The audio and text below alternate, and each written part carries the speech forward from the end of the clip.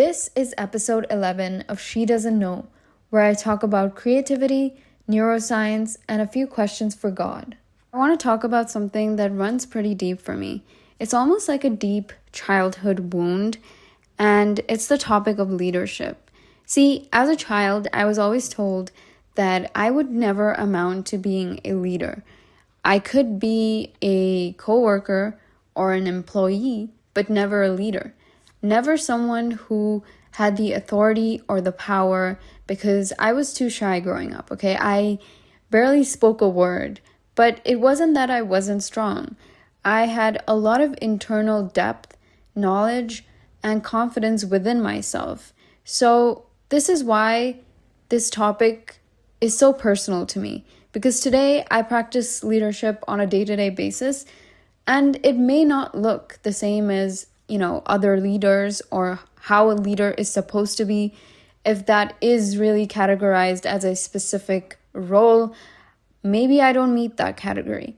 But I want to shed some light on the concept of soft power and leaders who move masses without ever raising their voice.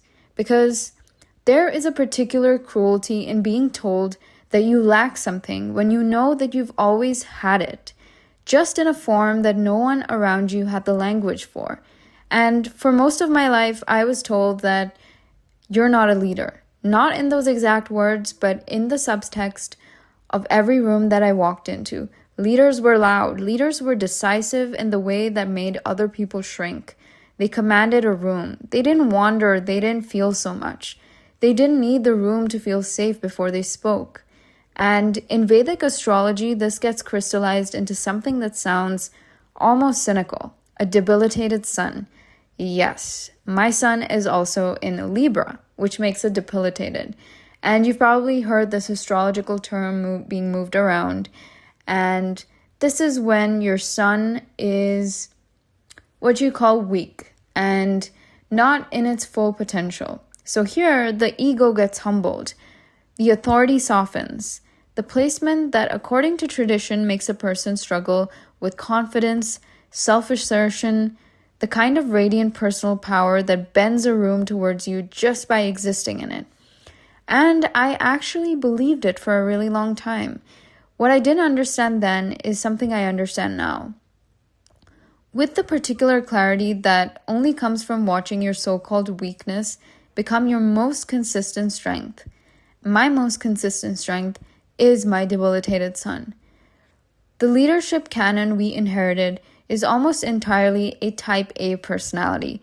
It centers the lone visionary, the founder who disrupts, the general who commands, the CEO who walks into a boardroom and the energy shifts before they say a word. This archetype is real and it works, and I'm not shunning it for a minute. For certain kinds of problems in certain kinds of worlds, it works extraordinarily well. But we built entire systems of evaluation around it, performance reviews, school hierarchies, astrology interpretations, even the stories we tell about historical figures, and in doing so, we have made the implicit argument that this is the only way power moves, that anything softer is not power at all, that warmth is the consolation prize for people who couldn't manage authority. This is not just intellectually lazy, it is genuinely costly, because the problems we are facing now, such as cultural fragmentation, institutional distrust, burnout at every level, in every organization, a generation of people who have never once felt seen by the systems that they're supposed to believe in. These are not problems that get solved by someone who knows how to command a room. They are problems that get solved by someone who knows how to hold one. Let me be precise about this, because compassionate leadership is a phrase that has been so thoroughly softened by corporate speakers that it's almost lost its meaning. What I'm describing is not management therapy. It is not team huddles with talking sticks. It's not a performance of kindness layered over the same extractive dynamics with better branding. It's type B leadership, and it's fundamentally different, and it's the theory of influence. A type A person assumes that power flows from the top down. You command people and you make them follow you. Your certainty becomes their certainty. Your vision becomes the organizing principle, and everyone else finds their place within it. Whereas I believe, and I understand something very different, that the most durable moments, the ones that actually change culture, and not quarterly numbers or revenue numbers or any of those things, are built on resonance, not compliance. People don't follow you because you told them to. They follow you because being around you makes them feel like the best version of themselves, the most capable version of themselves, and they want to stay close to feeling that way. This is not a softer form of influence. It is actually harder to execute. It requires that you genuinely see people for who they are, that you are curious enough to understand what they care about before you ask them to care about what you care about, that you are secure enough in yourself to not need their submission, only their honest collaboration. As a leader, I don't believe in performing confidence. I have to cultivate it in other people, to my employees, to my workers, to all the people that I collaborate with.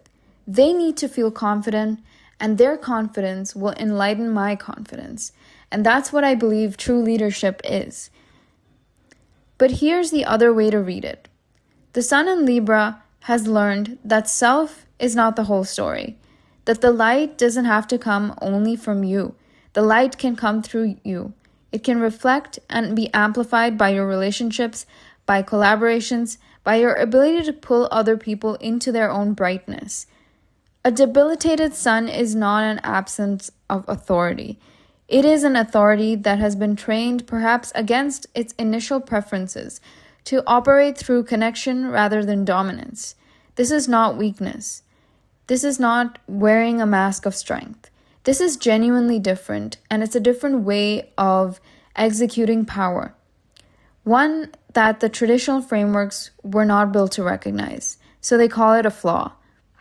When I think about leaders who have genuinely shaped culture, not just institutions, but the way people think and feel and understand themselves, they are rarely the archetype of traditional authority.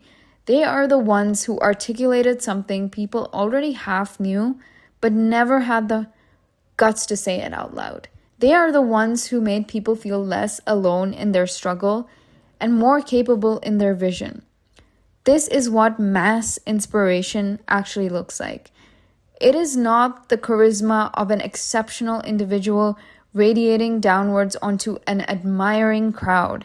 It is the precision with which a leader can find the frequency that an entire group of people is already vibrating at, and then amplify it. I believe in creative collaboration as a fundamental leadership philosophy. We are in the era of a creative economy, of founder-led brands, of personal becoming, and actually loving what you do for your profession. The most compelling cultural products right now, the brands people actually love, the communities that feel like something, the movements that outlast their initial moment and are built on genuine creative collaboration, not one's genius handed down to people. Many people's intelligence woven together by a leader who knew how to draw it out. The leader is built for this, structurally, temperamentally, philosophically built for it. And they are genuinely curious about how other people see things. They do not need to be the smartest person in the room, so they are never threatened by someone who might be smarter than them. They have a high tolerance for the early, messy, ambiguous stage of creative work. The stage where nothing is good, where people need permission to play, where the energy has to be held carefully or it collapses. None of this is incidental. All of it is strategic. The leader who can do this does not build a team. They build a creative culture. And a creative culture is exponentially more valuable than any individual genius because it compounds, because it self-generates, because people stay inside it not because they have to, but because it's the way they feel the most alive, the way they feel the most important and confident in their professional lives. And I want to say this plainly without softening. The world is not going to be saved by more commanding, more unillustrated, more ego-forward leaderships. We have a great deal of that already at a very large scale. What is needed now in companies, in communities, in creative industries is cultural conversation, is leaders who know how to build trust, who have the emotional sophistication to hold complexity without it collapsing into false certainties and numbers, who can inspire not by telling people where or how they have to go, by making the destination feel so real and worth wanting. So it makes people feel like they're choosing this for themselves. This is not a consolation prize for people who couldn't hack it as a traditional leader. It taught you to lead without ego as a crutch, to influence without dominance as a tool, to build something that people want to be a part of rather than something they are simply inside. And honestly, I'm still learning what it means to lead this way without really apologizing for it every single time, to own the kind of influence that I actually have rather than constantly trying to be someone I'm not. And I'm not confused anymore about whether I am a leader, whether I'm a good leader, whether I'm actually making a change, because I simply lead towards the masses and I wait for them to recognize themselves in what I'm saying. That recognition, that's the whole point. It's to see yourself as the most empowered, most creative, most special person that you can be, because everyone is here for a reason and everybody has a contribution to make.